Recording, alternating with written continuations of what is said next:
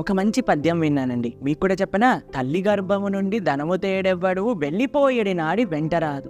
లక్షాధికారైన లవణమన్నమే కాని మెరుగు బంగారంబు మింగపోదు. పిత్తమార్జన చేసి విర్రవీగుటె కాని దాన ధర్మము లేక దాచి దాచి తుదకు దొంగలకిత్తురో దొరలకగునో. తేనె జుంటీగలివ్వవా తెరువులకు, భూషణ వికాస శ్రీధర్మపుర నివాస దుష్ట సంహార నరసింహ దురిత దూర. ఇక్కడ కవి చెప్తారండి, ఎంత సంపాదించినా సరే మనం ఆహారమే కదా తినేదండి, బంగారం తినం కదండి. అలానే ఎంత కూడబట్టిన సొమ్ము కూడరాదు అని అంటారు ఈ పద్యంలో. మనం ఎంత డబ్బులు సంపాదించినా సరే ఎలా పోలుస్తారో తెలుసా అండి? తేనెటీగ ఎంతో కష్టపడి అంత తేనె తెట్ట చేసి చెట్టు పైన పెడుతుంది, కానీ ఏ వేటగాడో వచ్చేసి కొద్దిగా ధూపం వేసేసి తీసుకెళ్ళిపోతారు. అయితే చెప్పాలనుకునేది చాలా సులువైన విషయం అండి. ఏంటో తెలుసా అండి? ధార్మికంగా సంపాదించండి, ధర్మం కోసం కూడా ఖర్చు పెట్టండి, అంతే.